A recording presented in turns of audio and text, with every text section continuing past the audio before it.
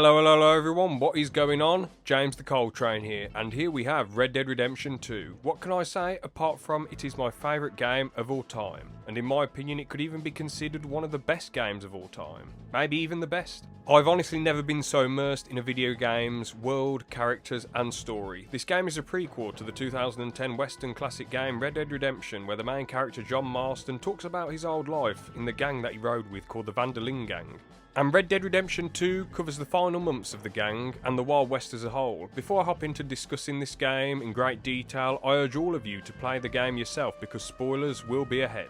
In this video, I'll explain why Red Dead Redemption 2 is my favourite game of all time. Levels, story and gameplay. Chapter 1. So we start off with a cutscene with the Van der Linde gang walking through a snowstorm on the run from the law after a failed heist. The gang find a couple of little shacks to hide in and they're concerned as they don't have many supplies left. We get introduced to many different characters in this cutscene, some from the first game like Abigail and Dutch, and many others that we've never seen before. And right off the bat, Dutch is considerably more calm and composed in comparison to the first game. He gives an inspiring speech to give hope to everyone in the gang. He speaks confidently, saying things like, "We're gonna ride out, and we're gonna find some food. We're safe. Now, there ain't nobody following us through a storm like this one." He says things confidently, but at the end of the speech, he says, "Stay with me." Not stay with each other, stay with me. Plants little seeds for his ego, you know. But he does seem to care for the group as he sends himself and Arthur to find supplies. He even tells Charles to get back inside when Charles offers to go as backup. Arthur and Dutch ride to meet the sleazeball Micah, and the three of them roll up to a house that is occupied by members of Dutch's arch rivals gang, Colm O'Driscoll, the O'Driscoll gang. Dutch rolls up to the front yard and he's trying to give the O'Driscolls the old razzle-dazzle, but then Micah finds a dead body, so we have to get involved. We get a cowboy pistol, well, the revolver pistol, and to be honest, the shooting mechanics play a lot like the first Red Dead Redemption game and the GTA games, GTA 4 and 5, so there's nothing particularly new there when it comes to shooting mechanics. Once we shoot our way past the O'Driscolls, we find out that we can pick up supplies like canned food and drinks. We can also pick up items like photos. In this room, picking up one photo activates dialogue where Arthur says the guy that was killed was married. We also get to see what hand-to-hand combat is like in Red Dead Redemption 2 when an O'Driscoll jumps you in the barn. It feels fluid and heavy in a good way, like Batman and Bane duking it out in The Dark Knight Rises, you know? You can dodge, block and throw one punch or combos if you spam the punch button. We're given a choice whether or not to let this guy go or to kill him. Well, he tried to kill me, so he's going down. We go back to the house and Micah shows how much of a twit he really is by terrorising a recently widowed lady by the name of Sadie Adler. In the process of him annoying her, he flips a table with a lamp on it which starts burning the whole building down. But Dutch, he keeps it calm and quite respectful to her, and he gets her to chill out and they all go back to the shacks. Even in the first mission, I don't get why Dutch would even keep Micah around. He's good with a pistol, but he burnt down a potential temporary home for the gang, which is way more pimped out than where they're staying currently. We get a small cutscene where Micah is pissed off that Arthur gets his own room and he makes negative comments towards other members of the gang. He also punches Bill Williamson, which is pretty uncalled for. Then we get some rest for this next day. We get a mission where we rescue the one, the only John Marston. This is the first time that we see him in the game, and we go with Javier, a dude who, well, their friendship ends on a bit of a low note depending on what you choose to do in the first Red Dead Redemption game, and it was interesting seeing a cutscene saying, well, if I was in the same situation as John, he'd do the same for me. Yeah, we're pretty worried about him. I know. If the situation were reversed, he'd look for me. They were certainly good friends at one point, and they certainly probably were brothers to each other, you know, but obviously things change, and it was a pretty fun mission, to be honest. You have wolves running after you, you rescue John, you also get to see the scars on his face, and that's where they came from, the wolves beating him up, no good. We get a mission where you hunt down some O'Driscolls, and you can do some heavy looting, because there's a load of them that you kill, so you go around, pick up the loot. I did it in my second playthrough, I did so much looting, man, because I thought I've got to get enough money to do stuff, I've got to have enough money on me, you know, to get more weapons and all that. We loot in this mission, as I mentioned, heavy looting, and the thing is with this, you hold down Y, you collect your loot, it takes a bit of time, and if you do that for a lot of bodies, it takes ages, man, it takes an absolute just bucket load of time. And I feel for realism, grabbing the person, checking their pockets. It takes a bit of time to loot them. It's good for realism, but it's not good for gameplay. I wish it was just a quick Oblivion type thing where, you just open something up, or you check what loot's on them, or you just press Y and the loot automatically goes into your pocket. Or maybe there could be an auto loot setting, but also a realistic looting setting maybe instead. So if the players love the realism, they can arse around a bit and loot the body, and it can take longer and look more realistic. But if they want to get on with the game, they can just tap a button and it loots them instantly. There's a mission where we learn how to hunt with Charles, where everything slows down and we can see animal tracks and hunt down said animal. It's best not to use a gun to hunt animals, as it scares other animals off, and if you miss, it scares that animal easily and it runs off. It's best to use a bow and arrow, as you can pick up the arrow and won't scare other animals off. We get our first heist where Bill Williamson has to blow up the train tracks, but the TNT doesn't blow everything up. So we have to take things into our own hands and jump on the train, shoot guards and rob Cornwall's items. At the end of the mission, you're given a choice whether or not to spare 3 train workers. Personally, I spared them. I think I've always spared them, to be fair. They don't seem like bad dudes, they seem like okay geezers, so I thought, yeah, let's let them live, all good in the neighbourhood. Try and give Arthur somewhat of a clear conscience and not make him such a crazy mad killer or anything. Now on to chapter 2, then we head off into some good old country roads and make our way to a new camp in chapter 2. We get a proper camp this time around, not just a bunch of little shacks. You have so many different options available in this camp, so many different things that you can do. Some of which are shave, rest, donate, walk around, do missions, talk to people, do chores, play mini games, eavesdrop on chats, and stroke a dog. There's parties sometimes where characters will booze, sing songs, and have a laugh. These aspects make the camp feel alive. There's always something happening with the NPCs, and the game encourages you to stick around there as interesting interactions between characters can happen, like fights, arguments, deep conversation, and Sadie passing gas. We get introduced to gang members that weren't in chapter 1. So, after we throw down with some silly pillock, an English geezer rolls up. Hey, English dude in the Red Dead Redemption universe, some bloke from Cornwall, Josiah Trelawny. Bro, why did you leave lovely Cornwall to come to the Wild West and bounce around scheming and farting around in the gang? Dangerous stuff, but you must enjoy conning, I don't know. He's a fun chap when he's on screen. We go and rescue another gang member that we haven't been introduced to yet, Sean. He's given some interesting dialogue here and there, but he seems to be like, I don't know man, like Conor McGregor trash talk slapped into the Wild West, you know? We get a mission in between meeting these two characters where we rush after a man who claims to have seen Arthur beforehand in Blackwater. You chase after the man, and he takes a little tumble, and he's hanging off a cliff. The game lets you either pull the man up, or kill him. In my original playthrough, years ago, I killed him because I thought to myself, we have to tie up loose ends and we can't risk the fuzz coming after us. But it only affects your honour level, so I saved him in my second and third playthroughs. You get a neat little cutscene between the two of them, Arthur and Jimmy Brooks.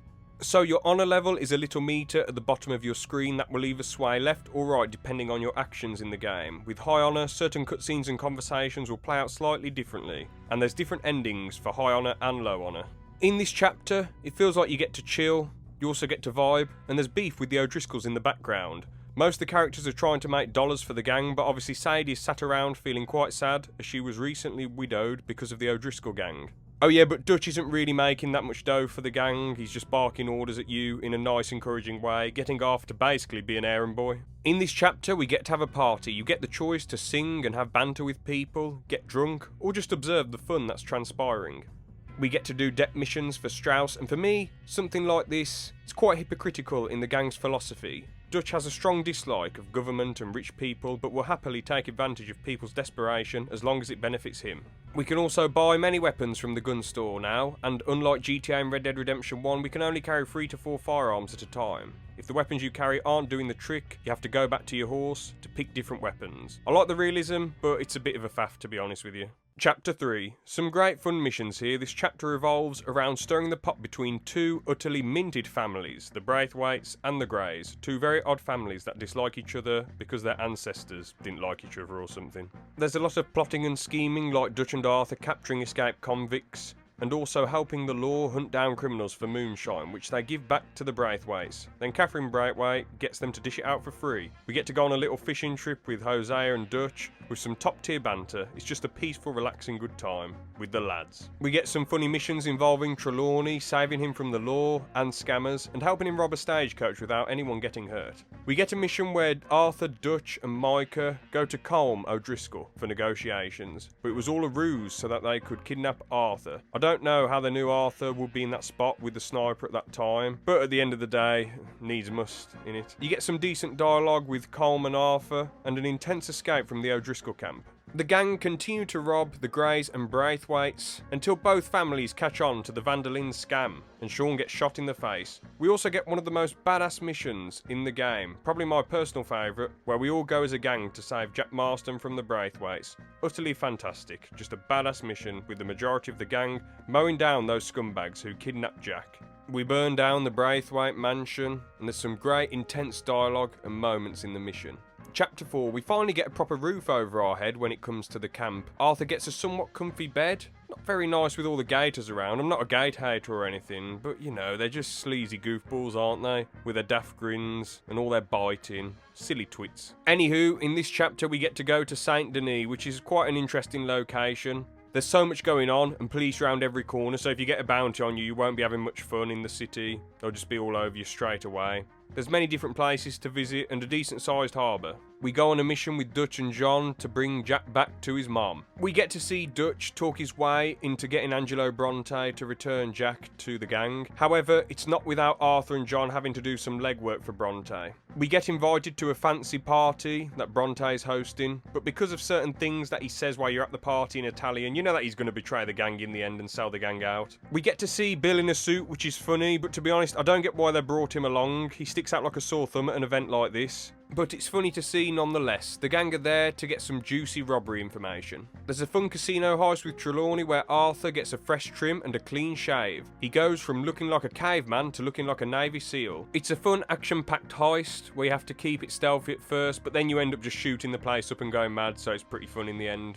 Kieran, a member of the gang who they kidnap but ends up becoming an okay member of the gang, gets killed in a horrid way in this chapter. I guess that's the difference with the O'Driscolls and the Van der Linde gang. The O'Driscolls will kill in an absolutely horrendous, just evil way. But we get to light up a load of O'Driscolls that shoot up the camp anyway, so we get to avenge Kieran somewhat. There's a heist with Lenny, Dutch and Arthur where you have to escape via a tram, and Dutch hits his head hard. People think this could have contributed to him changing, but he was having moments before this, so I don't think this is the sole event that pushed him over the edge. The mission where you're going through Shrek Swamp and there's an alligator coming after you, that is utterly boring. The mission where you shoot up Bronte's mansion is fun and action-packed and fast-paced. I find one scene a little bit odd. When Dutch drowns Bronte, feeding him to an alligator after he dies, John's a bit baffled and perplexed at the way Dutch killed him, thinking Dutch has gone mad. I feel like this moment is a little bit forced, just to make Dutch look crazy just for the sake of it. If you really wanted to sell Dutch being crazy, maybe he could have fed Bronte to the alligator while Bronte was alive.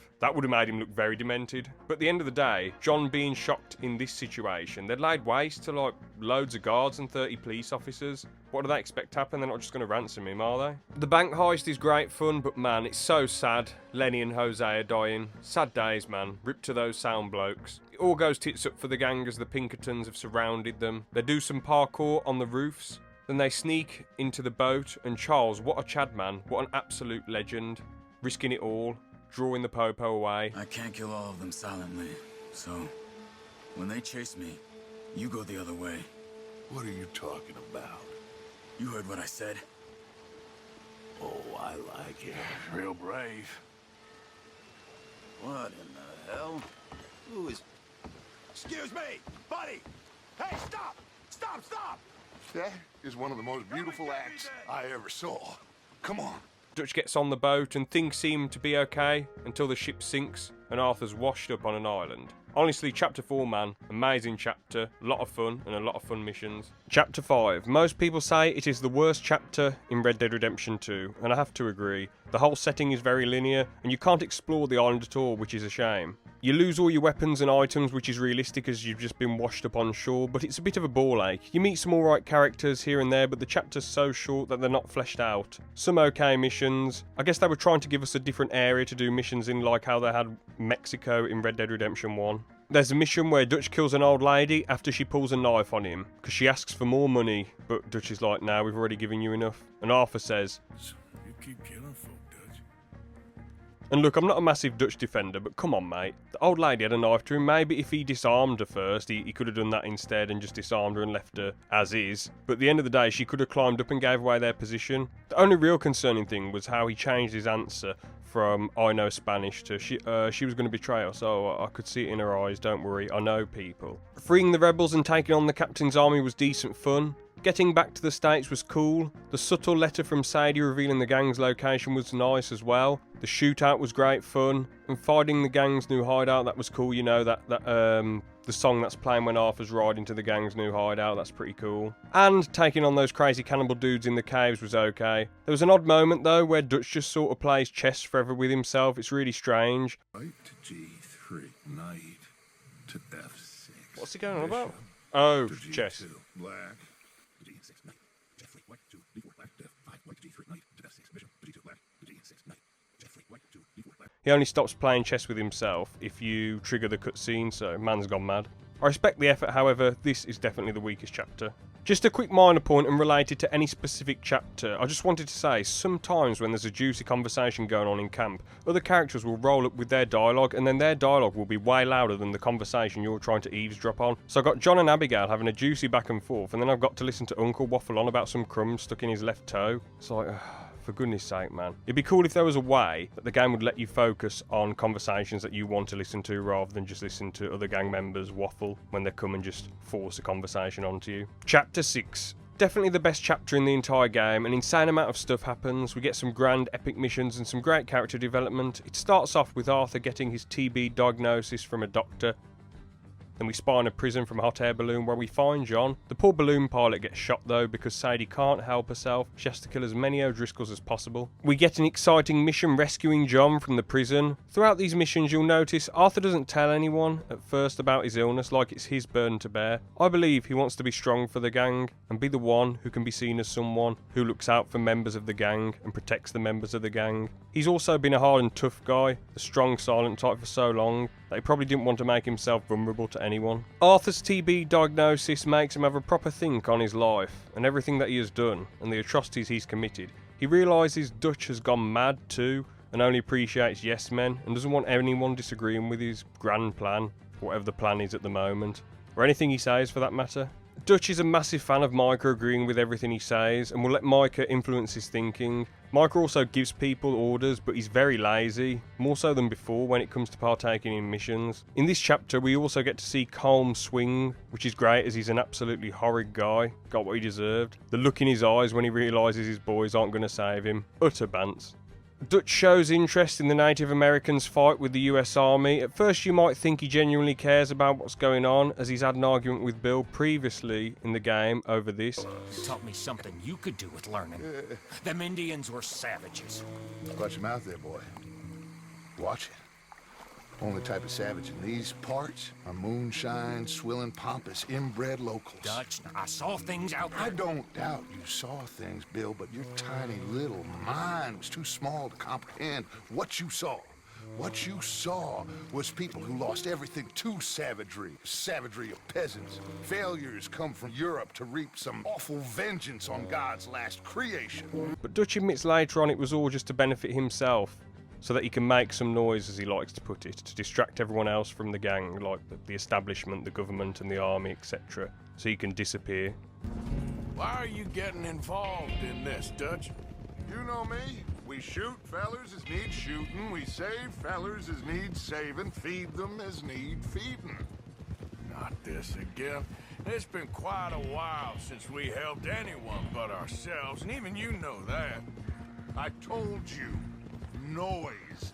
We need noise, Arthur. Noise.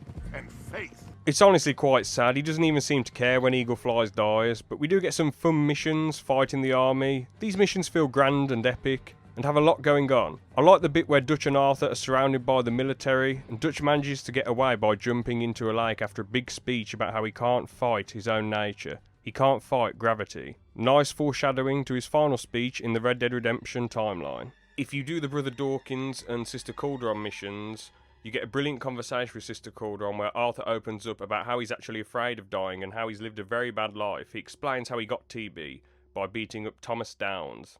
What's wrong?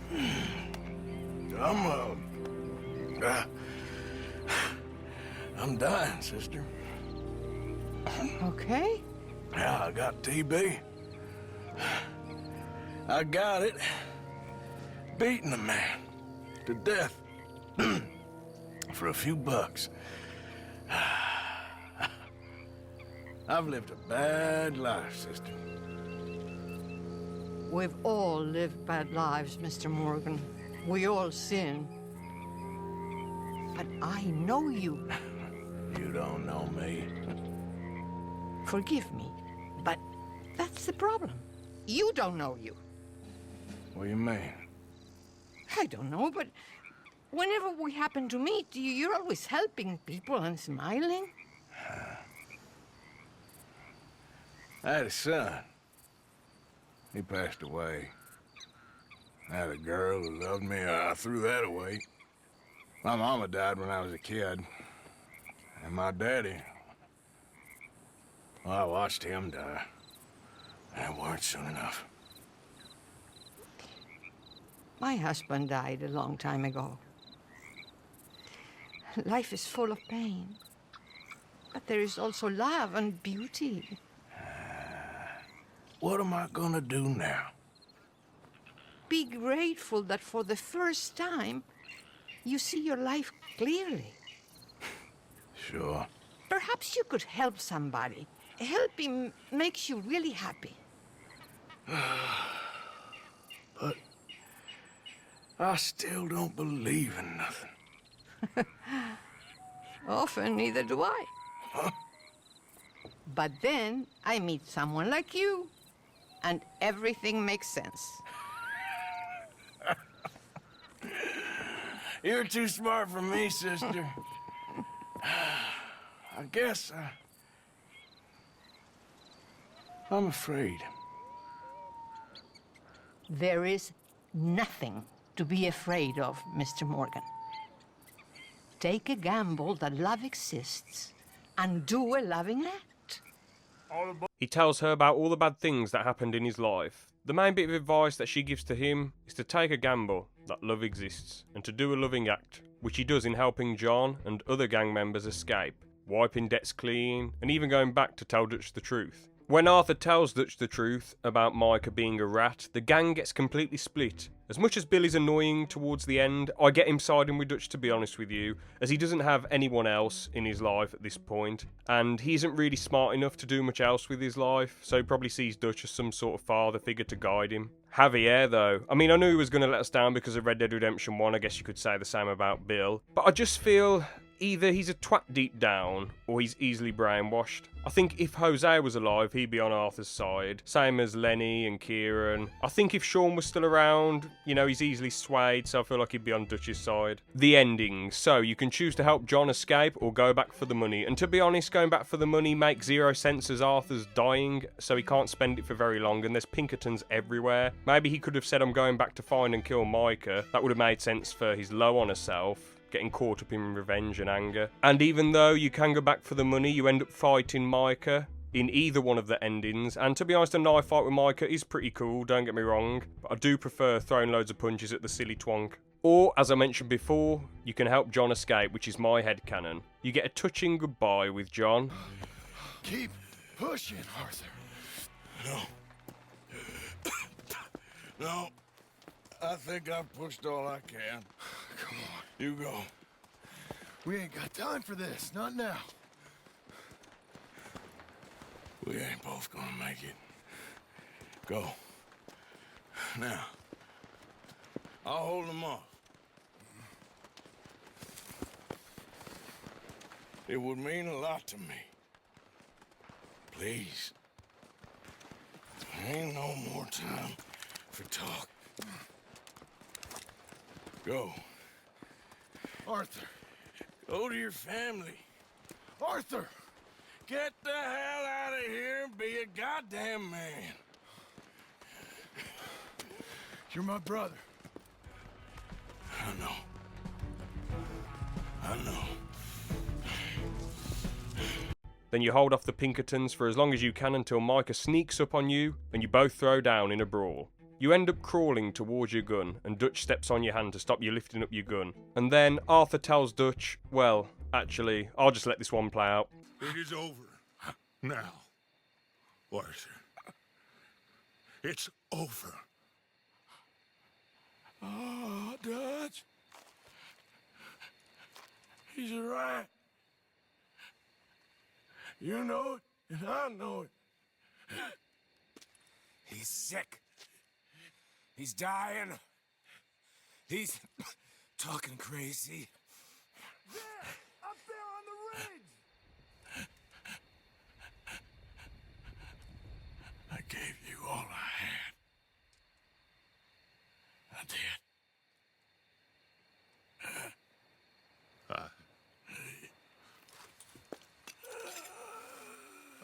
Come on. Dutch. Let's go, buddy. We made it. We won. Come on. John made it. He's the only one. The rest of us... No. But I tried.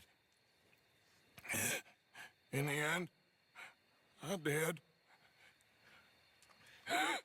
Come on. Let's go. We can make it.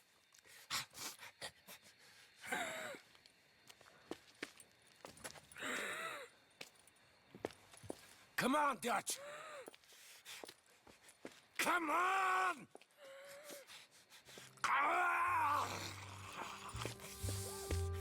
Bro, it's so heartless of Dutch to have hardly anything to say to Arthur. After all them years Arthur gave Dutch, just to leave him to die alone on a mountain. Absolutely tragic. But on the other hand, it's quite funny to see Micah have a hissy fit and scuttle away.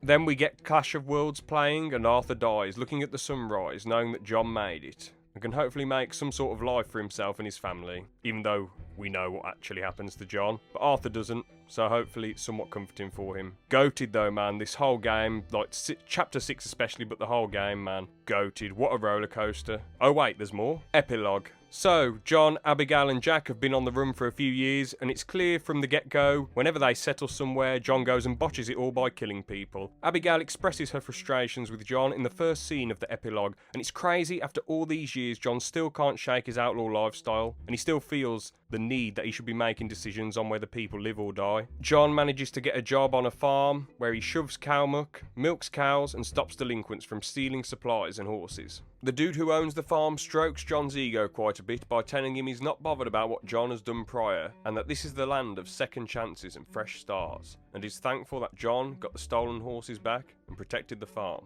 That gang return and attack the farm with more men and steal cattle. Then the farmer dudes hunt them down, and John shoots a dude who said nasty things about Abigail. Some piss poor stinking farmhand. Hey, tell her I'll let her in my seats. Long as she... Ha! Suck it. That's what you get. That's what you get. But Abigail isn't best pleased about this. This is because it draws attention back to them, and it could get John's real identity revealed. Also, John and Jack nearly get killed by 3 blokes. One of those blokes was out on a revenge mission because John killed the dude's brother in a previous town. Then she leaves him a note advising that she's leaving him for now for the safety of Jack. After this sudden turn of events, John goes on a road to buying his own land to try and get Abigail to come back to him. He meets the man, the myth, the legend himself, Uncle in Blackwater, who honestly, every cutscene he's in, utter quality banter. Decent company, but now you're worse than a snake with a toothache. All he does is whine. Excuse me? Oh, don't get all angry. It ain't gonna change nothing. You're hopeless. And I mean that literally. You got no hope. I mean, look at you. Look at this place. Your dream home. I've had better nightmares than this dream. Oh, darling Abigail, I've changed. Come live with me in an outhouse I wouldn't ask my worst enemy to take a shit in. What are you trying to say? It's awful. It's a dump.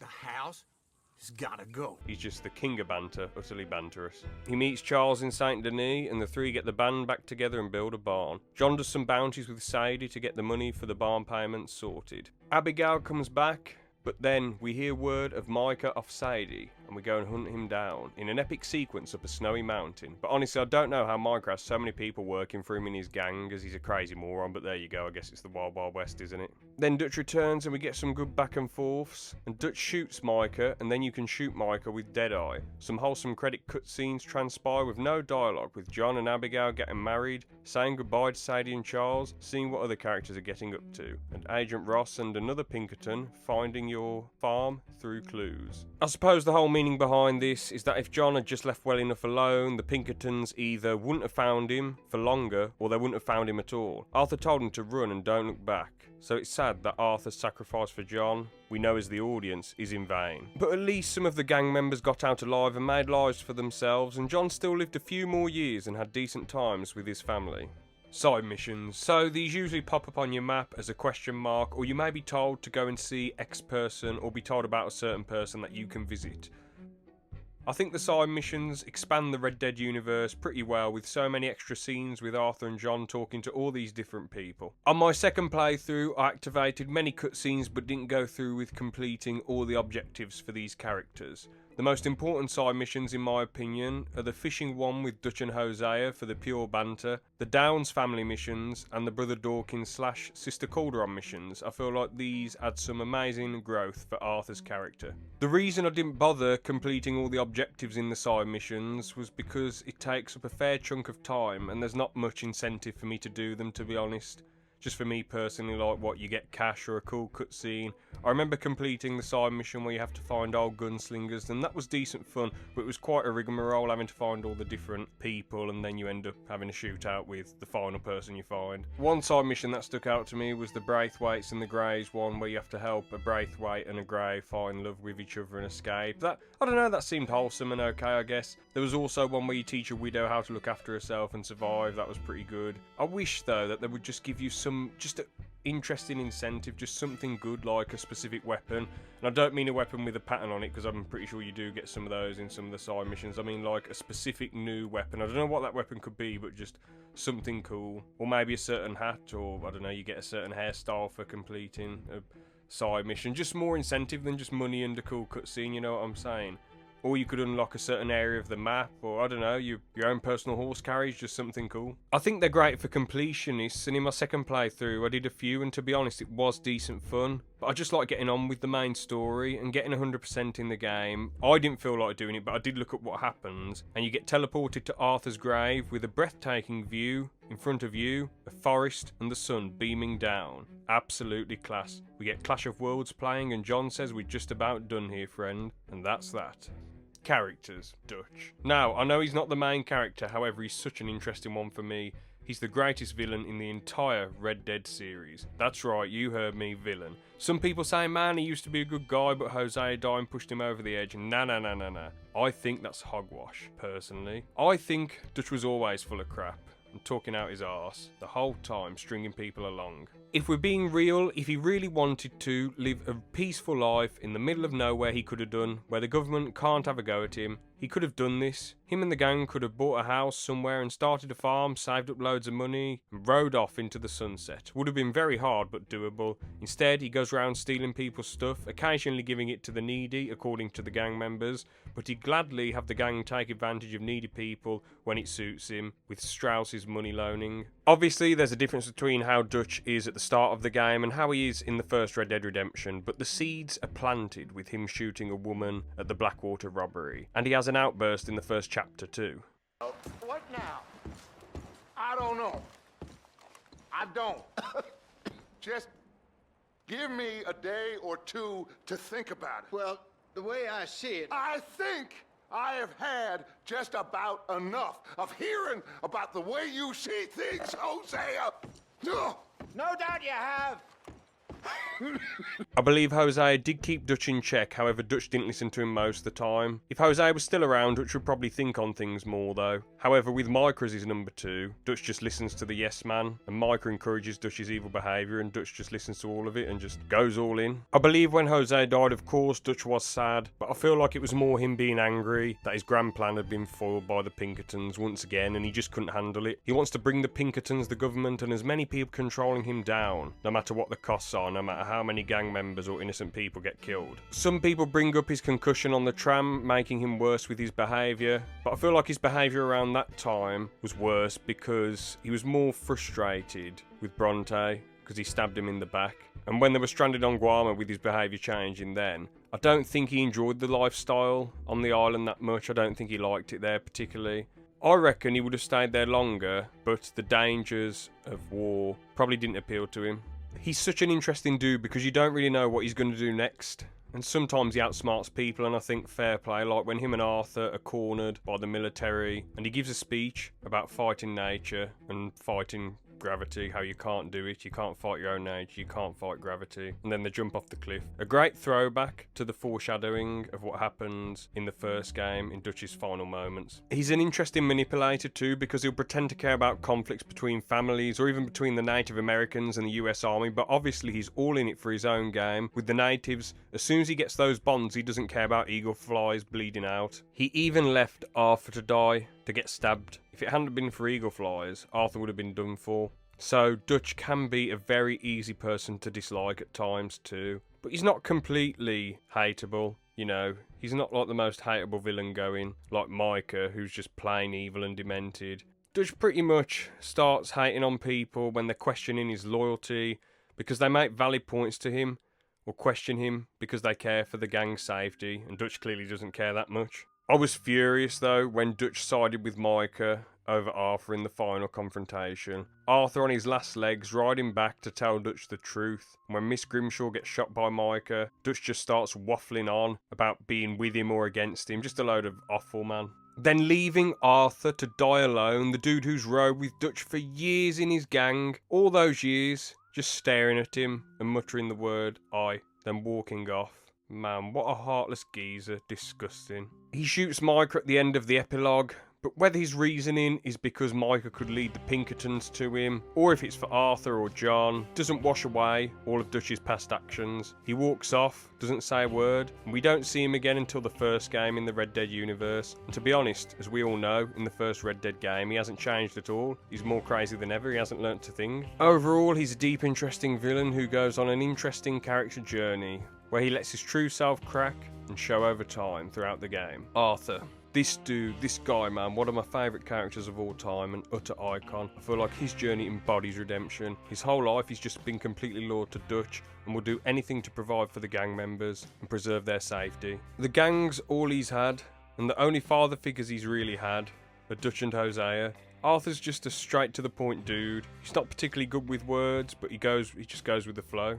The way Arthur embodies Red Dead Redemption is because he's lived most of his life killing, stealing and following Dutch's orders. He ends up with TB from beating a man to death for a few bucks. He then realises he's lived a life of evil and wants to do everything in his power to do the right thing. But at the same time, he's battling with his own nature, which is following Dutch's orders and doing everything he can for the gang. You still have a choice in what you do as Arthur Morgan, even though in some cutscenes Arthur will be saying about how he's lived a bad life and he needs to do the right thing. You can still go around shooting up Saint Denis if you want to, which will decrease your honour level, but then you can go and say hello to 100 people and get your honour level back up. It can be a bit hard from a gameplay perspective, I guess, but it's hard to make gameplay match up with writing sometimes.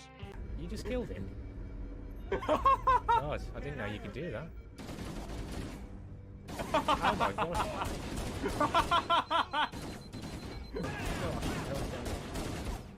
And I'm dead. The game definitely prefers you to play in a high honour manner, but it's cool that you have the option and the freedom to be a cold gunslinger until the end. But I do prefer high honour by a landslide, as he's a cooler dude to play as, and it makes more sense for Arthur's character and the story. I like how Arthur shows that no matter how far gone you think you might be, whether you have a serious addiction, you're lazy, or feel like you haven't fulfilled your full potential, it's never too late the majority of the time, and you can make an impactful change if you have the desire to do so. And it took a massive change in Arthur's life to push him to do the right thing, as he realised he had a limited amount of time left. He knew this was the chance to attempt to make things right. I enjoy Arthur's dynamic with John, as he's not a fan of John at all at the start of the game, as John ran away for 2 years, and John has what Arthur wanted, which is a family. Arthur tried to have a life with a missus and a son, but unfortunately they were both murdered in a robbery. Arthur mentions this when he's speaking to Rain's Fall in a mission, and Arthur rarely speaks about his mental and physical health to people, and the scenes where he decides to are very powerful. You know, I had a son once, years ago. Don't talk about him much. Oh, what was his name? Isaac. His mother, Eliza, was a waitress I met. When she got pregnant, she knew who I was, what my life was. I didn't want to promise nothing I couldn't keep, but I said I'd do right by them. Every few months, I'd stop by there for a few days. He was such a good kid. She was too, I guess. Just a kid, 19. What happened? I got there one day and saw 2 crosses outside. I knew right away. Turned out some bastards had come through. Robbed them. And shot them dead. And offered $10. It hardened me. Feeling that kind of pain. But I know now that you don't get to live a bad life and have good things happen to you. Like when he speaks to Sister Calderon about how he's ill and afraid of dying, when his prior attitude to dying was that he didn't care and hoped that it was hot and miserable. He for sure wasn't preparing for a TB-related death. He probably thought he'd die in a shootout or a hanging. Back to my original point, he didn't like John at first, but he realises with his limited amount of time left, he'd rather help John go on to have a normal family life and forget all his previous gang loyalty stuff.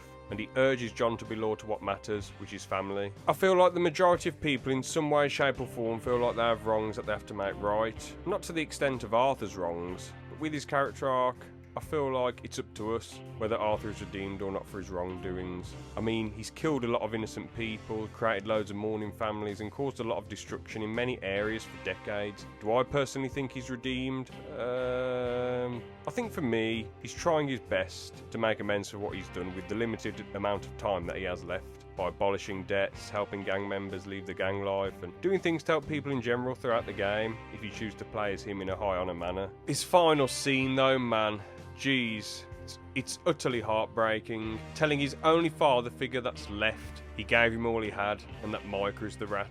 And Dutch is just speechless, and leaves him there to die alone. Then Arthur crawls over to another section of the ledge to get a good angle of the sun rising up, and he passes on. Honestly, man, my favourite protagonist of all time, what a legend. John Marston, the main man from the first game, and it's great to see how he started out as a deadbeat loser in this game who ran off for 2 years and questioned if Jack really is his son, and didn't really seem to be that bothered about fatherly responsibilities. Just like a lot of the gang, John is very loyal to Dutch and believes he's a great man. He's very insulted when Kieran says that the Vanderlyn gang and the O'Driscoll gang are quite alike. I guess he's not too wrong, both go around killing, robbing, live rough, and they're out to survive and fight in the law. But in my opinion, I think the Vanderlyn gang, maybe not Dutch and Micah and Micah's men and Bill and Javier at the end, but, you know, John and Arthur, they're alright geezers by the end. The ladies and Charles, they're pretty cool as well, they're sound, you know what I'm saying? Jack was only 4, so I feel like they're more sound than the Vanderlyn gang. I feel like the Vanderlyn gang are more sound than the O'Driscolls. They are similar in some aspects. And of course, when Dutch was the biggest disappointment to John, was the moment we'd all been waiting for. The, "You left me to die, Dutch! You left me!" Not really a good impression of him, but try my best. That was it for John. He thought, screw this Dutch guy, he left me for dead. And Arthur, he's a proper cool good friend who's got my back.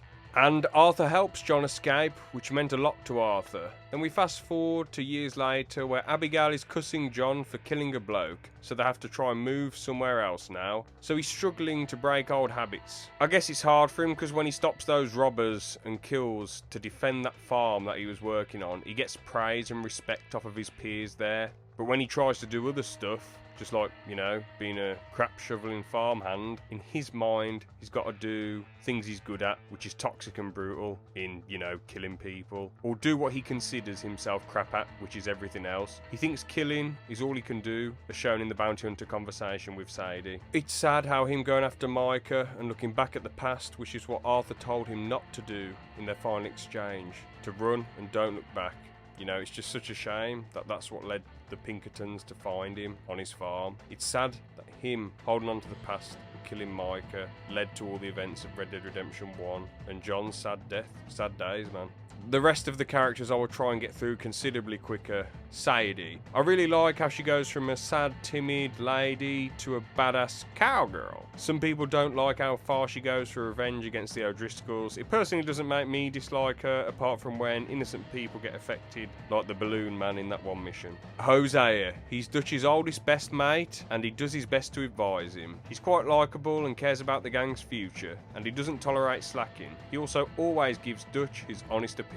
Micah. A very hateable, evil guy. I wish he'd started off as, I don't know, like kinda good or average and then descended into madness and being evil and demented, but he serves his purpose as a hateable bellend, basically. Bill. A great character who I feel quite sorry for. He just seems like a dumb, confused dude who's trying to stay loyal to the only real family he's ever had and wrestling with the conundrum of whether he should be loyal to Dutch or not. And I think he's also suffering from PTSD from his time in the army. Sean. He just reminds me of Conor McGregor. A decent, funny joker, you know, banter lad, I guess. Uncle. The funniest, most banterous man in gaming, such a lazy, funny guy. And he's quite smart, and he's great at roasting other characters. Javier. Honestly, he's kind of boring and not as interesting as Bill. He's just a cool, solid friend at first, and gradually drifts away and just does whatever Dutch wants. Miss Grimshaw.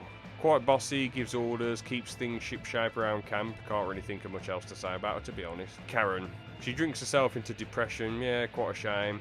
It was fun when she got involved in the robberies on occasion. Lenny! Lenny! Honestly, man, heartbreaking what happens to him. Such a good, solid lad. His bants with Arthur are great, and it's quite a shame to see him end up in a gang, as he can read and write and is very smart and has a lot of potential for a 19-year-old dude. Tragic how Arthur has high hopes for him in the gang, and that he just gets killed out of nowhere in the Saint Denis heist. Tragic, man. Kieran, another dude I feel sorry for. He's a pretty chilled out guy who makes decent points about things, even saves Arthur's life too. Sad how as soon as he feels like a proper member of the gang, he gets tortured by the O'Driscolls and killed. Tilly, a cool lady with good dialogue here and there. I just wish she'd had more screen time. Mary-Beth, same comments as Tilly really, cool person, just wish she had more screen time. Molly-O-Shea, has some decent dialogue with Dutch, and has a sad death just for Dutch's attention, because she wasn't the one who snaked the gang, she just wanted attention off Dutch. Quite tragic really how she got the blame, but there you go. Agent Milton. Now looking at the story objectively, I'm rooting for this guy. He's the good guy, although he's a bit of a dick at times, a bit nasty, and a complete job's worth. He's just doing his job at the end of the day. He's trying to bring, if we're being real, a bunch of murderers and robbers to justice, and he even gives them a chance at one point to all be free as long as they hand Dutch over. Obviously they don't take that chance. It's a bit lame him kidnapping Abigail, but I suppose she's having a laugh with a bunch of criminals, so I guess you can sort of understand his side a bit. But at the end of the day, she didn't actually do anything wrong. She's not doing evil things. She's just living with them at camps. So, yeah, he's a bit of a tit, but really he's the hero of the story. Just a bit of a dick and a job's worth at times. Like, if we compare him to Agent Ross, Ross is a complete moron. He's just a complete bell sniff, isn't he? Like, telling John, yeah, you'll get your freedom and all this stuff if you do everything that I say, and then going back on it and killing him and being quite nasty to him along the way and taunting him, you know. So I think Milton's a way better dude than Ross, but obviously I think Ross is more of a real villain. Pearson. He's a funny fat bloke who is an important part of the gang, as he's the butcher, but some of the gang insult him as he's not as tough as most of them and doesn't get his hands dirty when it comes to robbing people and committing crimes, but without him they'd be screwed, as he does an important job which leads to them cooking and eating meat. Trelawny. A funny, scheming, classy English fellow, old chap. Old chap. Hello, old chap. He's quite a unique character. Unlike the rest of the gang who use guns and threats, he schemed his way to stealing off people. Abigail, she's a lot more fleshed out in this one. Decent character. She nags John quite a bit in the epilogue, but you can't really blame her, as whenever they settle down somewhere, he shoots someone or does something to bring attention to the three of them, so they have to move somewhere else. Jack. Now, he's not the most interesting character out of the bunch, but you feel quite bad for him in a way with what he had to deal with growing up, and by age 19, his actual family and everyone he considers family is dead, so it's quite tragic. He definitely gets the crap end of the stick out of all the gang, and he's going to have to learn to live with all of this loss. The honor system. So I briefly mentioned this earlier. The honor system is a meter at the bottom of your screen, which will gradually go left or right depending on how you play Arthur and John throughout the game. When you commit a good act, you get a satisfying ka-ching sound. there, mister? And then a black and white bearded cowboy pops up on your screen. On the other side, if you do something bad, a bell sound plays, and a black and red cowboy symbol pops up on your screen. At certain points of the game, you'll get a bright light showing up for high honor, and a deer trotting by, or a grey dark light, and different shots of a wolf in the cutscene. This aspect discourages the player to do what players like to do most in Rockstar sandbox games, which is go on a mad, crazy spree round the city, just going ballistic, stealing cars, annoying the citizens of the city, flying planes around, shooting, robbing, all that crazy stuff. But it doesn't bother me too much, because it makes you treat Arthur like a real person and not have him have to kill unless you have to. If you kill a random person, the honor level goes towards the left, which is like lower honor, and I thought if you kill loads of police that are coming after you, or kill guards shooting at you, that makes your honor level go down quite quick. So I thought to myself, is there a quick easy way to get your honor up? And I thought, oh, there can't be a way. But I found out you can raise your honor by saying hello to the NPCs. The best ways to raise your honor are to spare people when you can, when the game gives you the option to, help characters out, and being generous to people in missions, which can be turning down rewards at the end of a mission. I mentioned a while ago that high or low honor can change scenes slightly. The most significant change is conversations you end up having with characters. At the train station, low honor is just one with Reverend Swanson about how Arthur isn't a good guy, but he's being who he is. Something along those lines. And the high honor one, he just says about how Arthur's a good bloke and all that jazz. Or you get a legendary one with Calderon for doing her missions and having high honor. With the end of chapter 6, you either get Arthur dying on top of a hill, or back in camp with the sunrise, or Micah shoots you in the face. Red Dead Redemption 3. So there probably will be a Red Dead Redemption 3 at some point with how successful the first two games have been and how much people love them. But should there be a Red Dead Redemption 3? And in my opinion, it's a big no-no from this Red Dead Redemption fan, bro. This is because I don't feel most of the stories that could be done with these characters would be anywhere near as great as Red Dead Redemption and Red Dead Redemption 2. We could do a story about Jack Marston after Red Dead Redemption 1, but we're leaving the Wild West times, and I prefer it being a mystery as to what happened to him after he shoots Ross. Maybe a game about where Sadie or Charles ended up on either of their adventures, but I don't know. I think it would be hard to write something interesting. The Van der Linde gang years before the events of Red Dead Redemption 2 could be fun, but I think we can fill in the gaps ourselves as to what they got up to on their previous adventures. It'd also be a little bit predictable as we know all the fates of the Van der Linde gang members. Minus Jack, obviously, as that's open-ended. I think another Red Dead game would be good, but not a Red Dead Redemption. I feel this group of characters' stories is already nicely done with Red Dead Redemption 1 and 2. Maybe we could have a Red Dead Redemption Reloaded, I don't know. Could have it be about Landon Ricketts, that could be fun. Red Dead Redemption 2 Online. Now, I didn't play much Red Dead 2 Online, so don't take my word for it. However, from what I remember, it was decent fun with friends. At first, I enjoyed it, but an update that they made, halving the worth of the currency in the game, I think they were pieces of gold. It became more grindy and encouraged you to buy microtransactions. I do remember thinking at the time that I was playing the Red Dead Redemption 2 Online, I wish that they would have done train heists or bank robbery missions, because they could just make them similar to the campaign missions. Would have been fun to do those types of missions with friends. Arthur and John's journal. Now, I don't have much to say about this as I haven't read the journal that much, but I have to say I like this aspect of the game. It isn't just random lore dumps around the world that add to the world. We get Arthur and John's inner thoughts in here, which is nice as these two dudes don't really talk about how they feel that much. They're from a time where you have to put on a strong face, even more so as a man. For all these reasons that I've mentioned, these are the reasons why Red Dead Redemption 2 is my favourite video game of all time. On the Coltrane meter, this gets a 99% out of 100. I think it's a goated game, but no game is perfect. The gameplay in the game, well, you know, it's mostly not that groundbreaking for 2018, but the characters' writing, story, and world are. I hope you all enjoyed this video, and that's all I've got to say for today. All the best.